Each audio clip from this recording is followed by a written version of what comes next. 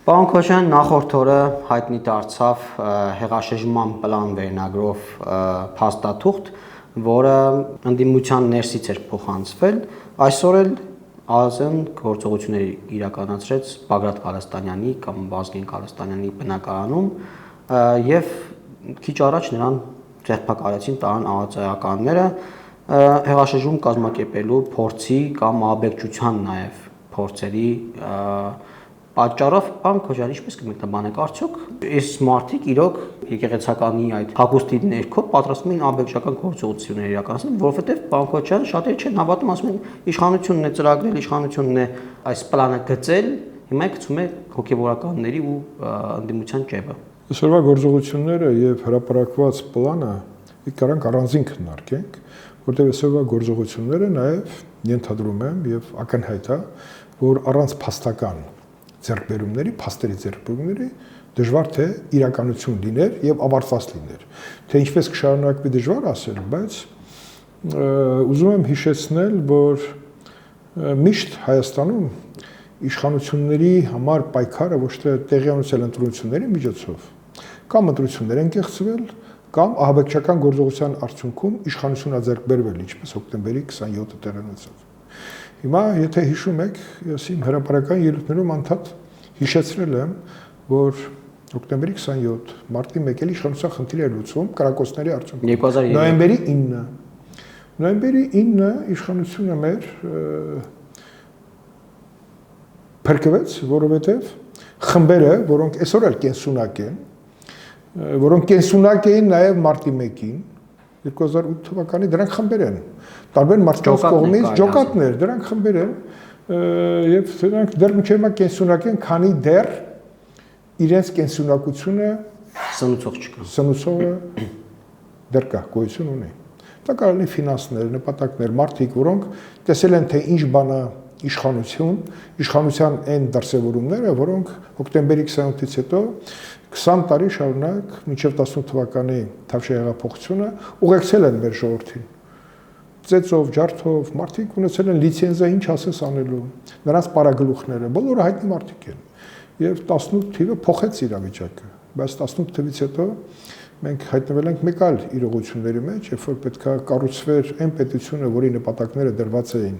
Թավշյա հեղափոխության հիմքում, միշտ խոչընդոտներ է ստեղծել, որտեղ այդ ուժերը դեռ կենսունակ են, ճիշտ է։ Բազմաթիվ օրենքներ են ընդունվել, ապօրինի գույք եւ այլն, նաեւ դատավարություններ, որոնք պետք է այդ հարցերի պատասխան տային։ Մարտի 1, հոկտեմբերի 27-ի անջատված մասով այնուամենայնիվ մենք շոշափելի դեռ ձեռքբերումներ չունենք, բայց դրանց չբացահայտված լինելը հույս է տալի ինչ որ ուժերի, որ այդ ճանապարհով կարան նաև իշխանության հասնեն։ 26 թվականին ընտրություններ կան, բայց բազմաթիվ քաղաքական ուժեր չեն սպասում։ Եվ այսօրվա գործողությունները ես համարում եմ մեր ուժային կառույցների ձեռքբերում այն առումով, որ ոչ թե գործողությունը, իհարկե հիմա մասսայաբար կսկսեն վարկաբեկել գործողությունների բնույթը, բայց երբ որ փաստերը կդրվեն սեղանին եւ դատարանում նաև կքննարկվի այդ փաստերի հետ կապված իրականությունը, այդ ժամանակ կարծում եմ արդեն քաղաքական այն ուժերը, որոնք ծափ էին տալի այս նմանատիպ գործողություններին, անդադ հատուկ նշանակության քաղաքական ուժեր էին ուզում ստեղծեին, մահապարտներ էին ուզում ստեղծեին, մահապարտներ, էլի մահապարտներ եւ անդադ խմբեր էին հավաքագրում եւ հիմա այսօր ականատես ենք լինելու եւ լինում ենք կամաց օրվա ընթացքում կլինեն նաեւ հաղորդագրություններ, փաստացի նյութեր, որոնք համոզված եմ, որևէ մեկի մոտ կասկած չեն թողի, որ Հայաստանում շարունակում են մնալ կամ պատկերացումներ այսպիսին ուժեր, որոնք իշխանության խնդիրը ուզում են լուծեն ուժային միջամտության միջոցով, որովհետև այդ միջամտությունից դուրս իրենք 26 թվականի ընտրություններին այլ ձև չեն կարողանում պատրաստվել։ Պարոն Քոչարյան, դուք խոսեցիք փաստերից, այն փաստերը հրապարակել են որքանով որ հրապարակված են, մասամբ թեկուզ ձայնագրությունները, որտեղ Վազգեն Ղալստանյանը Սրբազան անվան տակ Հայտարարում է խմբեր ձևավորելու 25 հոգանոց ջոկատներ ձևավորելու մասին, ասում է, եթե նույնիսկ հանրավակի մասին ես հայտարարեմ, ապա պետք է այդ հանրավակը չլինի հարվածային ուժը, այլ այդ խմբերը պետք է, որոնք 2000-3000 խմբեր պետք է լինեն, պետք է տարբեր հատվածներում իրենց գործողությունները իրականացնեն, ջարդեն, կամ կմեռնենք, կամ կմեռցնենք, ասում է, ու մեկ օրում պետք է ավարտենք։ Հիմա նաև գնդակահարություններից է խոսում, ասում է, 2 հոգու գնդակահարեք պատի տակ ընտանիքներին է փոխհատուցում կտանք, ուրախ ու զվարթ կգնան տունը։ Դա արդեն հոգևորականի խոսք չի, դա ահաբեկիչի խոսքը։ Մոռացեք, ինքը հոգևորականի շորը պետք է հանել իր վրայից, որովհետև երբ որ ինքը Կիրանցից քայլելով գալիս էր, դեռ տարբեր հոգևորականի շորերով էր փոխելով, սպիտակը, սևով, հետո մոխրագույն եւ այլն, բայց ինքը այս ինչ որ դուք հիմա տվյալ անձնավորության խոսույթը ներկայացրեցիք, դա ահաբեկիչի խոսք է։ Բայց մի մոռացեք, որ վերջերս Հրանտ Մարգարյանը խոսում էր ինչ որ մթնոլորտի մասին Հայաստանում, հոկտեմբերի 28-ին մթնոլորտը եւ այսօրվա Հայաստանի մթնոլորտը։ Եվ եթե համադրենք այս փաստերը իրար հետ, այն ինչ որ հրապարակվել էր նաեւ գործողությունների պլան, փաստեր, նաեւ գործողությունների արդեն փաստացի թե ինչ բնույթի պետք է լինեն, նախատեսված մի ճյուղը, հիմա չգիտեմ, տվյալ անձնավորությունը քաղաքական հայտարարություն է անում եւ ինքը ահաբեկ, բայց ահաբեկչության գործողությունների պլան է առաջարկում։ Դե որովհետեւ կան նաեւ մեքենաներ բայց դրանից առաջ մի մոռացեք, խոսվում էր բանի հատուկ նշանակության ուրեմն խմբեր ձևավորելու, որոնք ձևավորված են բայց ես ուզում եմ նույնիսկ հիշեցնել գանք 2008 թվականի մարտի 1-ի փաստավակ խմբի զեկույցներից մեկը ապօրինի զինված խմբերի մասին։ Հələ բանակը դնենք մի կողմ։ Այսինքն նույն ծերագին է բան։ Իհարկե, ինչի համար, որովհետև այնտեղ էլ կար ցանկ, ցանկի մեջ ընդգրկված մարդիկ, որոնք խմբերի, հա, տեսքով պետքա մասնակցեին գործողություններին եւ մասնակցեցին։ Եվ այդ փաստերը այսօր մարտի 1-ի դատավարության ընթացքում մինչեւ հիմա դեռ դատաքննական փուլ չի մտել։ Այսինքն դա նաև մեզ է մեղադրում, որ այդ խնդիրները պետքա մեր արդարադատությունը,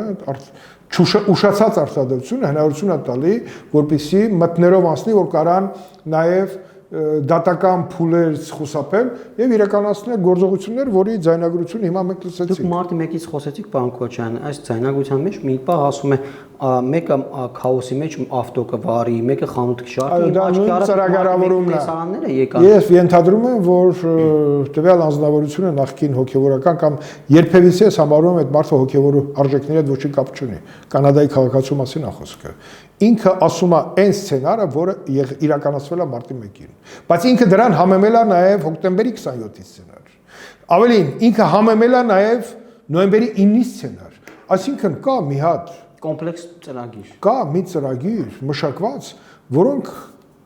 փորձ է արվում այդ ծրագիրը դարձնել իրականություն։ Բայց ես ուզում եմ շնորհավորեմ ազգային անվտանգության ծառայությանը, որտեղ նման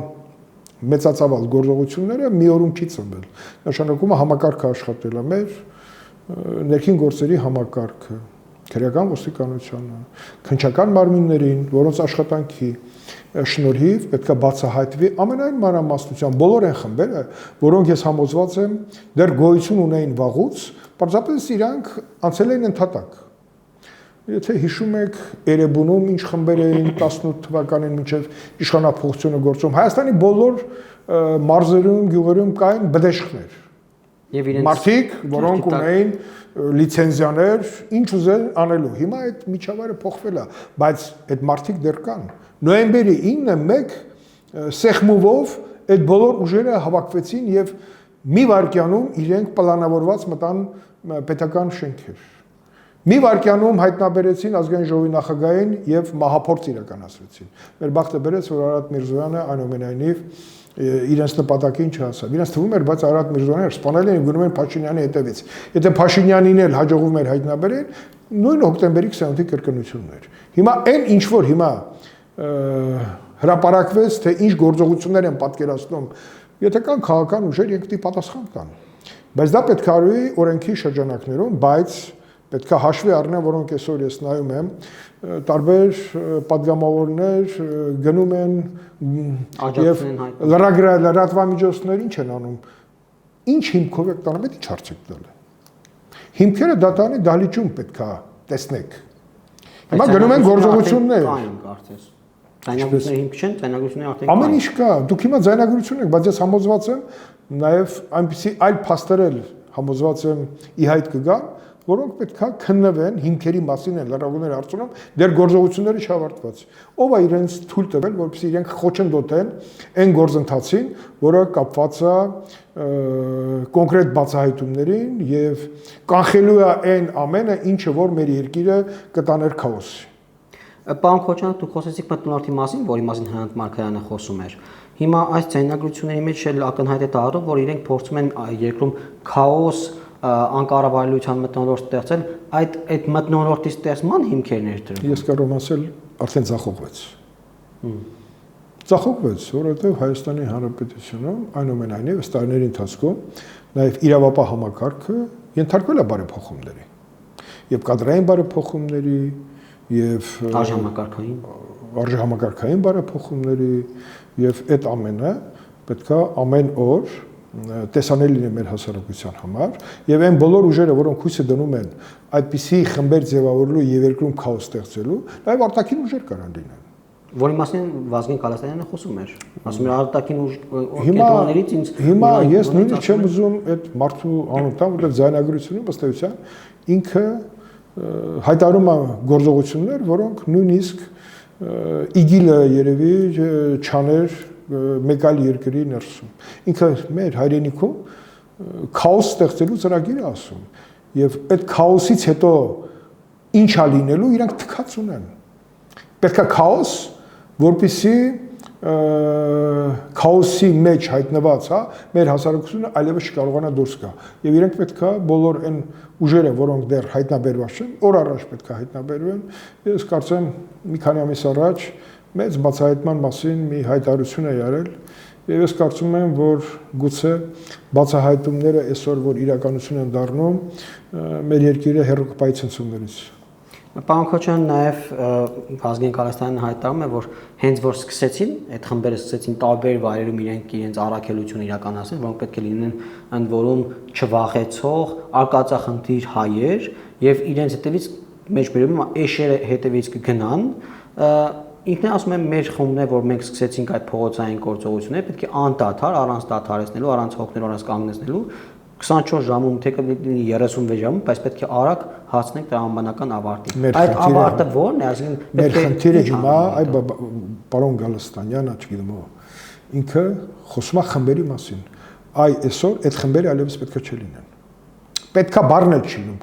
Խմբերը վաղը արդեն Հայաստանում պետք է ոչնչացված լինի։ Եթե արդեն խոսում է խմբերի մասին, այդ խմբերը իմացեք կան։ Այդ խմբերը կային նաև Մարտի 1-ին 2008-ին։ Այդ խմբերը վերջին անգամ մենք տեսել ենք նոյեմբերի 9-ին։ Բայց այդ խմբերի տարիներ շարունակ քրեական գործեր են հարուցվել, նոր 1-2-ին նոր տանում են մեղադրանքան ներկայացված։ Ես անպայման ուզում եմ, որպեսզի գլխավոր դատախազությունը այս հարցերի շուրջ լինի ավելի վճռական, որովհետև ամեն մի ասած բառը վաղ գործողության է վերածվելու։ Հրանտ Մարգարյանը, երբ որ խոսում էր մթնոլորտի մասին, ինքը գործողության ըստ էության հրահանգ էր տալի։ Երբ որ Բագրատ Գալստանյանը խոսում է այդ խմբերի գործողությունները արդեն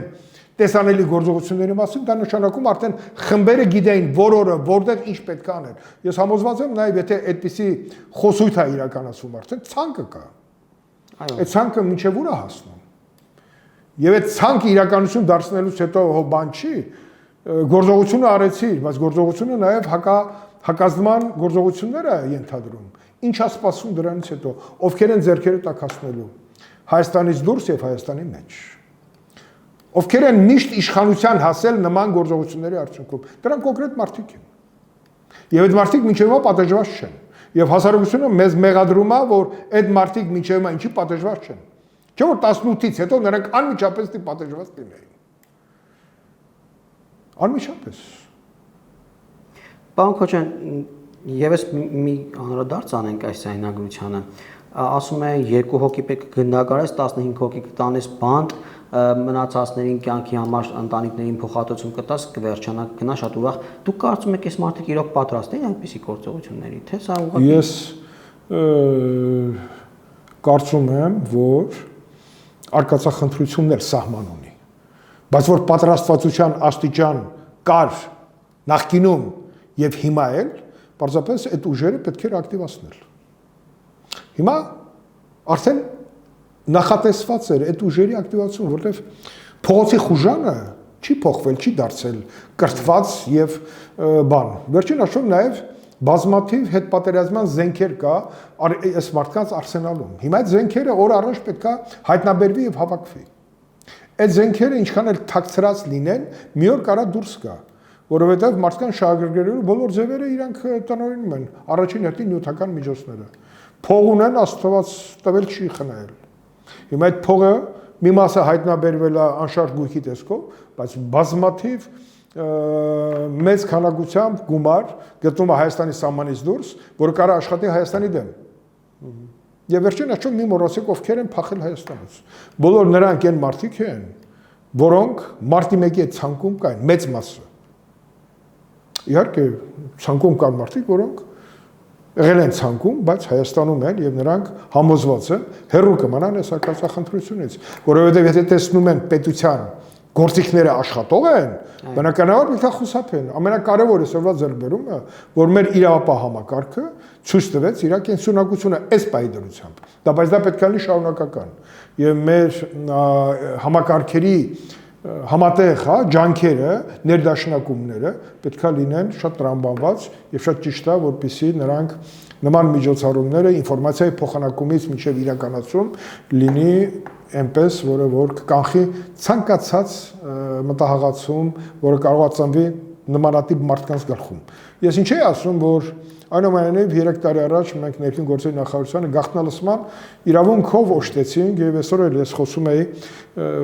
Բարսաշյան պաշտոնյաների հետ եւ ելի եմ ակնկալում, որ վաղվա մեր իրավապահ համակարգում գործիքները պետք է շատանան։ Տեխնիկական միջոցները, կրթված անձնակազմ, գործողությունների պատրաստ, որոնց պետք է կանխեն ցանկացած նման արկածախնդրություն։ Եվ կանխվեց այսօր։ Բայց այսօր կանխվեց, հանգիստ պետք է չլինենք, որ վաղը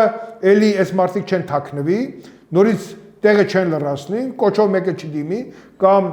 Հայաստանի սահմաններից դուրս չեն գտնվի Հայաստանից փախած էլի մարդիկ, որոնց երազանքն է օր առաջ վրեժխնդիր լինել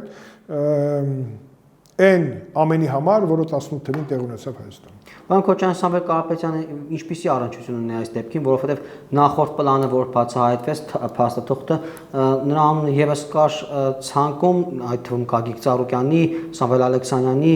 իսկ Սամվել Կարապետյանը ձերբակալվել էր օրեր առաջ, քան այս օպերացիան։ Այդ բոլոր ուժերը, որոնք մթնոլորտ էին ման գալի, իրենց ձեռով չեն ուզենալու։ Վերջին հաշվով պետք է այդ ռեսուրսը փնտրեն նաև Հայաստանում այն շրջանակներում, որոնք նաև գործատու են, աշխատողներ ունեն, ֆինանսների են տիրապետում։ Հիշում եք Ծառուկյանին ոնց էր Սերժ Սարգսյանը ուզում, որպեսզի դուրս մղել քաղաքական անցուդարձի միջից, բայց հիմա դրա խնդիրը չի։ Հիմա Սամվել Կարապետյանը գտնվում է ազգային անվտանգության տարածքում գործող Երևան քրեակատարողականում։ Ինքը հիմա առանձին գործով է այնտեղ անցնում, բայց կան ուժեր, որ բոլորին կուզեն մեկտեղ էին։ Եվ կարծում եմ այդ հրապարակման մեջ թե ինչ ծրագիր կար։ Իհարկե շատ-շատերին կուզեն տեսնել այդ ծրագրի մեջ որպես կատարող ուժ, մարդ բերող, դերակատար։ Տեսեք, բայց ամենավտանգավոր ուժը հոգևորականն է։ Նա առաջին տեղով է։ Նա բան առաջնորդողն է։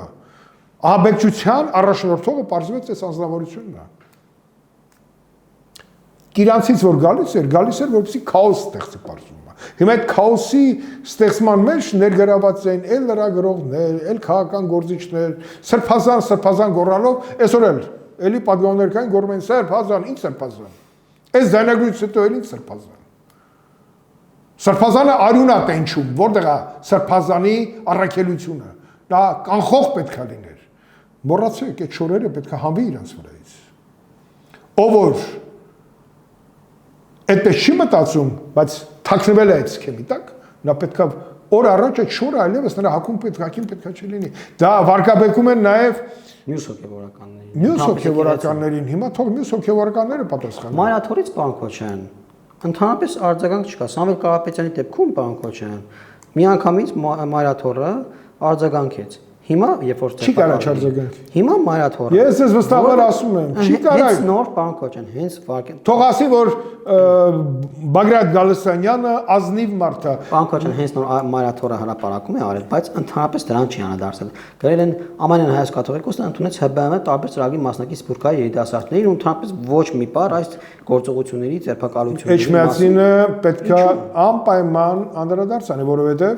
այս հոգևորականը նաև ունի եպիսկոպոսի ուսադիրներ,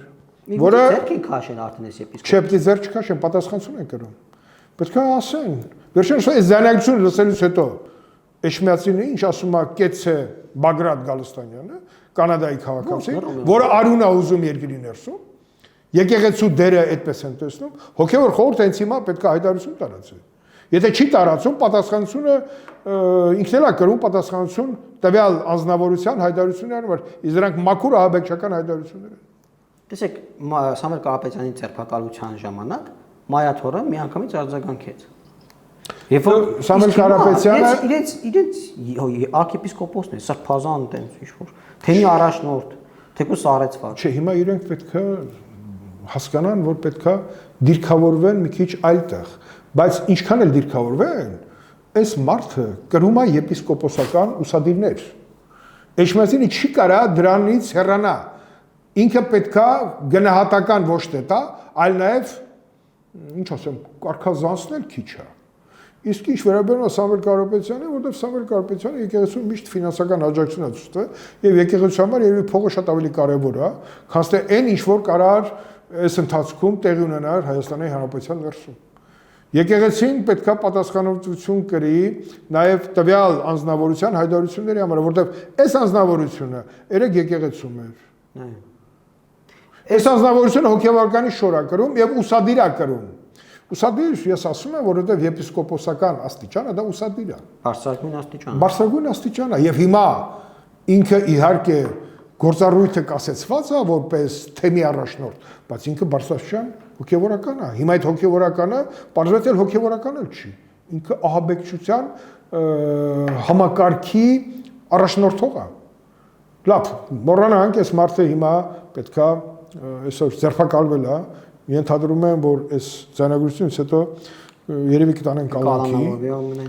բայց արդեն Էջմիածինն էլ ասելիք ունի եւ բոլոր այն մարդիկ, որոնց նաև անունները հիշատակվել է ինչ որ գործողությունների պլանավորման մեջ, այդ մարդիկ էլ ասելիք պետք է ունենան։ Դե ասեմ, որ ով որ այդ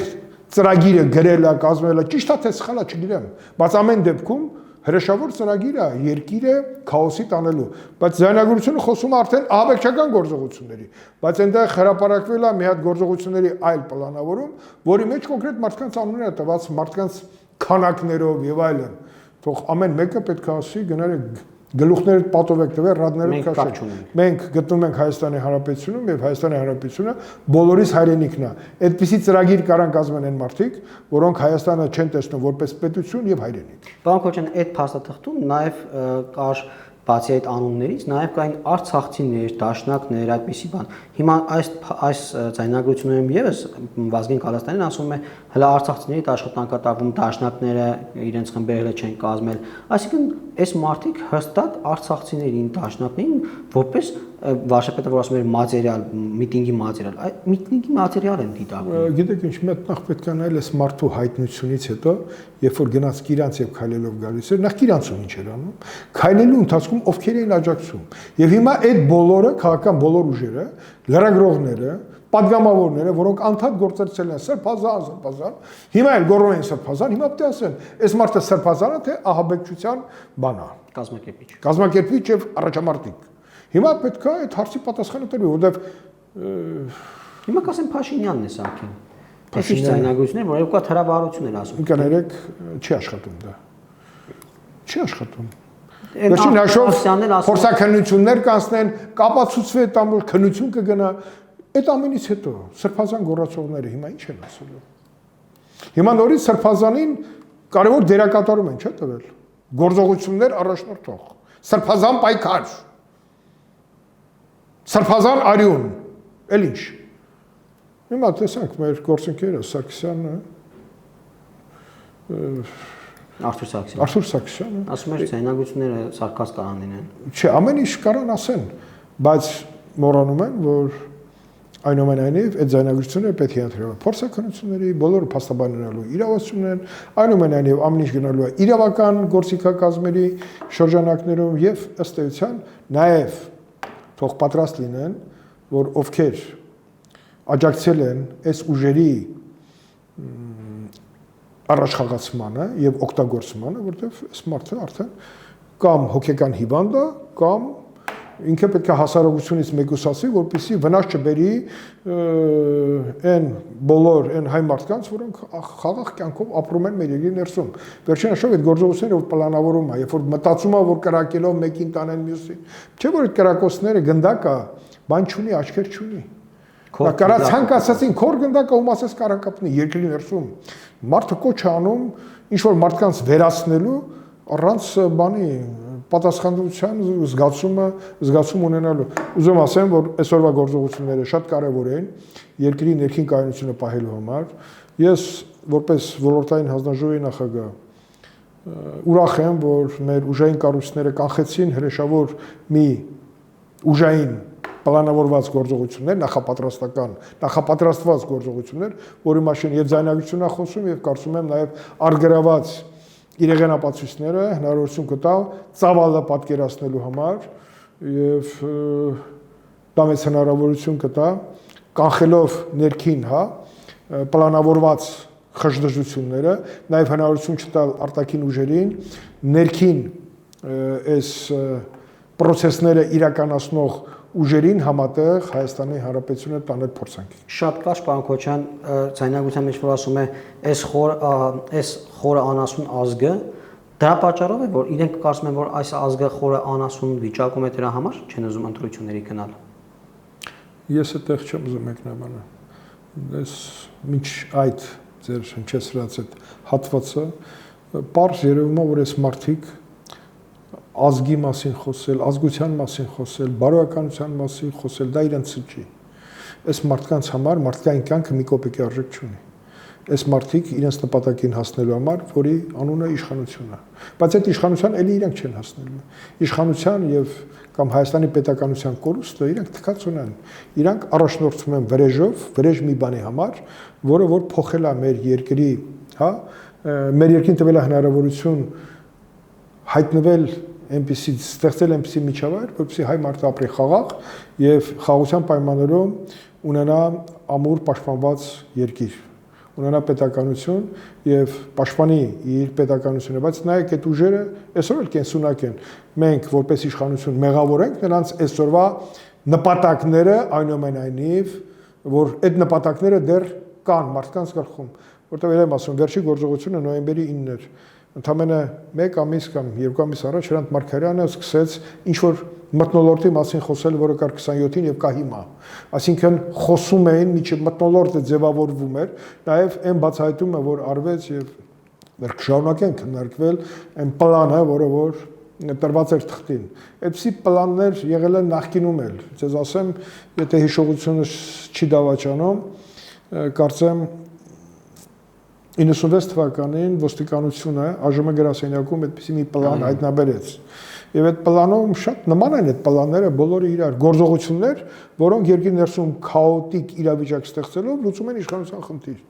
Եվ անընդհատ մեզ ուղեկցում են այդպիսի նպատակները, ծրագրերը, որտեղ այնուամենայնիվ մենք խոսում ենք ժողովրդավարական արժեքների մասին, բայց ժողովրդավարությունը ամրապնդելու համար պետք է անշեղորեն ընտրությունների միջոցով ձևավորեն իշխանություն եւ այդ իշխանությունը, որը կձևավորի ժողովուրդը, նա ունի լեգիտիմության այնպիսի աստիճան, որը հնարավորություն պետք է տա ցանկացած իշխանության կանխել նման արկածախ ընտրությունը, բայց չկարծեք, որ դա հեշտ է լինելու, որովհետև տասնյակ տարիներով ահաբեկչությունը միշտ դիտվել է որպես նպատակին հասնելու գործիք։ Իսկ դա հիմա այսօր կանխվեց մի բան, որը վաղը մեզ կդներ այնպիսի իրողությունների առաջ, որ դժվար ասել, մենք դուրս կգանք այդ իրավիճակից, թե չէ, որովհետև այս իրավիճակը առաջացել է այնուամենայնիվ հոկտեմբերի 27-ի արդյունքում։ Իսկ 28-ից առաջ անոնիմը ընտրություններ են կեղծվել, ընտրությունները կեղծվել են, հետո երբ որ փորձ արվեց, որպեսզի ընտրությունների միջոցով ձևավորել լեգիտիմ իշխանություն, դա էլ ձեռք չտվեց ինչ-որ ուժերի։ Տեղենուսավ 27-ը։ 27-ը շարունակվեց 20 տարի։ հետևանքները եւ 27-ի սպասարկող, հա, ուժերը դեռ կենսունակ են։ Տեսեք, հիշում եք իմ ելույթը դատախազի զեկույցի ժամանակ, երբ որ ես ասում եի 27-ը ոնց որ անտեսվեց։ Չէ՞ որ այն մարդիկ անջատված մաս կար, Աղվան Հովսեփյանի մասին եմ ասել։ Գլխավոր դատախազը, որը պետքա ի պաշտոնե վերահսկեր այն, բայց նա գնաց ունեցված դիզելու ճանապարհով, վնասած բոլորը, որտեվ դերակատարումները բաժանվեցին, իշխանություն ձևավորում էր ոչ թե ժողովրդի կամքով, ընտրություններով, այլ իշխանությունը ձևավորում էր փողոցի ուժով, աղբեր տղերքով։ Նրանք ունեին լիցենզիա, նրանք ինչ ուզեն կարային անային, կուզեն մարդ կխփեին, կուզեն ընտրություն կեղծեին, կուզեն փող կաշխատեին, կուզեն կխլեին, մանկապարտեզները կդառնային սեփականություն,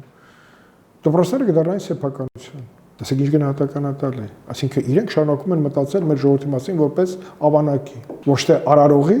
բարիք ստեղծողի, ոչ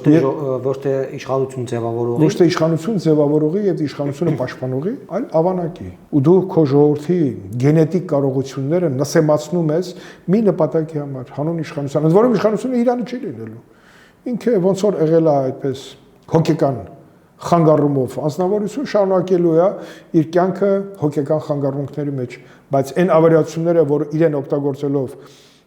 անտեսանելի ուժերը դարձնելու են իրականություն, այդ դրանից հետո պարզ չէ, թե մենք որտեղ կհայտնվենք։ Մենք պարտավոր ենք երկրի կայունության համար դողալ, որտեղ ներքին կայունությունը եթե չեղավ, իմացեք, մեր սահմանները միանգամից դռները բացվում են։ Ներքին կայունությունն է, որ հնարավորություն է տվել մեր զինված ուժերի բարեփոխումները դարձնել իրականություն։ Այս մարդիկ չեն ուզում այդ կայունությունը, պետք չի իրանց կայունություն։ Իրանց պետք չի հայ մարդը։ Հայ մարդը իրանց համար ոչ մի բան է, այդ մարդու համար։ Մնացածը որ խոսում են, իմացեք հոգու խորքում մարդկային մարդու նկատմամբ իրանք այդպես էլ մտածում են։ Մարդը կարևոր չի իրանց համար։ Իսկ ցանկացած մարդ կարևոր է, որտեղ եթե մարդը չկա, ոչ մի զարգացում չի կարող լինի։ Մարդկային գոյությունն է, որ ապահովում է ինտելեկտ եւ զարգացում։ Մենք խոսում ենք դեմոգրաֆիական խնդիրներից, բայց այդ ամբողջը ոչ մի բան չի լինի, եթե կան մարդիկ, որոնք օր առաջ ուզում են Հայաստանը տեսնեն արյան մեջ։ Շնորհակալ եմ, պարոն։ Ես էլ եմ շնորհակալ։ Չմոռանաք հավանել տեսանյութը եւ բաժանորդագրվել Civic AM-ի YouTube-յան էջին։